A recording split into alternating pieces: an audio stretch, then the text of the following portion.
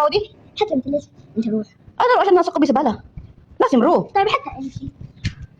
ليش انا نسوي برا؟ يلا تعال سوينا برجله. ها؟ ما في ران دون ران اوكي دون ران. يا عدد ايه في سياره الحين في سياره بسم الله يا الله ان شاء الله. كثير ايه انا كثير ايه مره يما شوي شوي يما يلا خلاص كم فوت يلا.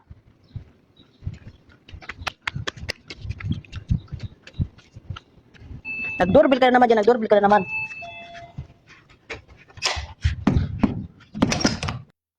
Good morning guys! Ako nga pala si Jasmine, ang kadama ng Saudi Arabia, Middle East. So ngayon guys, Sunday, first day of school ng ating mga alaga dito sa Middle East, sa Saudi Arabia.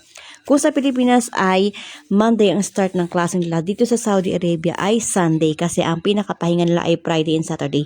Sa Pilipinas ay Saturday and Sunday. Simple breakfast or baon lang ang gagawin natin ngayon kasi yun lang ang request nila, kundi tuna sandwich. Ang tuna nila ay walang kiyar, walang kas, or walang vegetable, walang kahit ano. Ang tuna sandwich nila ay gawa lamang sa tuna and cheese. So, yung toast natin dyan na gagamitin ay hindi toast. Tinapay na gagamitin natin dyan ay hindi toast kasi ayaw nila nun. Gusto nila ng samoli. Kasi mas ano yung samoli kaysa sa toast pag tuna. So, ngayon guys, preparing tayo ng ating cheese, tuna at saka ng ating samoli. So, kumuha pa ako ng plastic niya sa cabinet kasi para sa ating sandwich. At kailangan natin balot sa plastic bago natin ilagay sa kanang baunan. Buksan na natin ang ating tuna at salain kasi kailangan natin i-dry yan. Hindi masyadong masabaw kaya kailangan salain natin siya sa strainer. So hindi ko na nakita yung strainer dyan kasi nasa kabilang side siya. Actually, malaki-laki yung strainer na yan. Sobrang laki niya, hindi magkasya yung tuna. So, magtatansya lang tayo ng mga tama sa dalawang samoli sandwich. Ang kukunin natin tuna, yung matitiray na balik natin sa refrigerator para sa may susunod na gustong kumain o baka mamaya trip kong kumain ng tuna, pwede ko siyang kainin. So, ngayon guys, after natin siya salain, syempre magagloves na ako. At dahil kailangan natin mang protection para sa amoy ng tuna char. Actually, talagang nag-gloves ako kada gagawa ko ng pagkain dito kasi ayaw ng amo ko na hindi ka naka-gloves kasi may CCTV rito.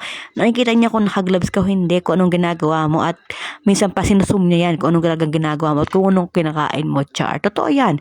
Totoo realidad yan. Yan ang sinasabi ng mga amo na, kumain ka dyan, kahit anong pagkain kunin mo, pero wag ka, pagka tumutok sa CCTV at nakita nila yung mga pagkain na gusto ng kain, kinain mo, paktay ka na day.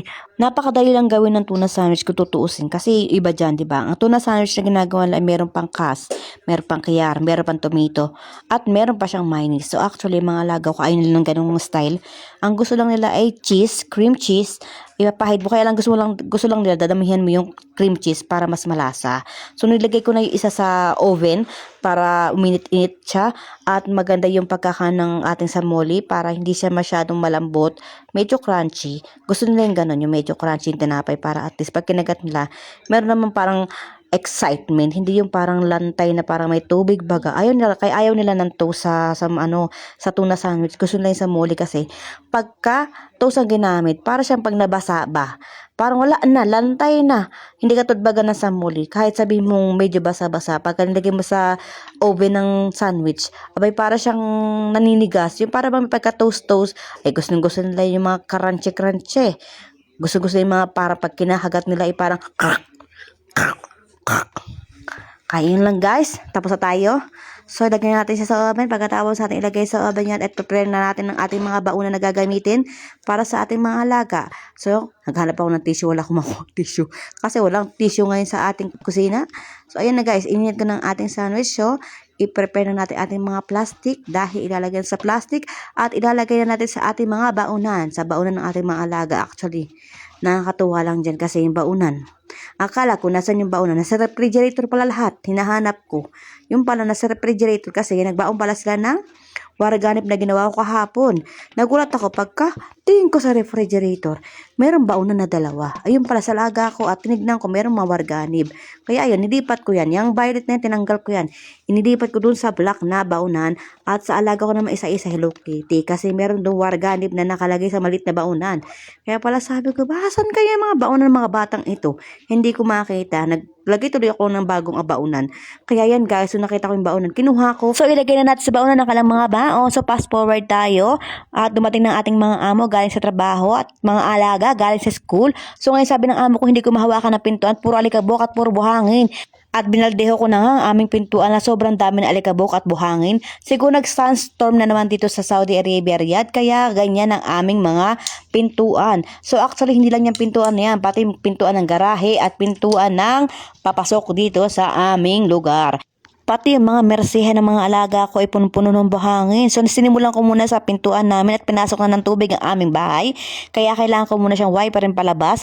So after ko nga yan, inilinis ko naman yung mga merseha ng aking mga alaga. Kasi hindi ko na siguro pinakita sa aking video. Pero talaga nilinis ko ang mga merseha kasi sobrang alikabok at sobrang buhangin. Kung makikita nyo lang ang lugar na to, ko po Panginoon Diyos, masasabi nyo talaga na parang kala mo may nag-aan ng palay dito sa lugar na ito. Diba sa Pilipinas ganun, pag may nag-aan ng palay, ang buong kapaligiran ay punong-puno ng buhangin. So ngayon guys, sinisigurado ko mawala yung mga alikabok, kaya hinugasan ko na rin pati merseha ng aking mga alaga. So yung mga merseha ng mga alaga ko ay punong-puno talaga ng buhangin. So syempre, kailangan natin din sa maigi yan. At pagkatapos nga yan, naghabat na ako kasi ang baho ko. So yun lang guys, thank you for watching. See you to the next video!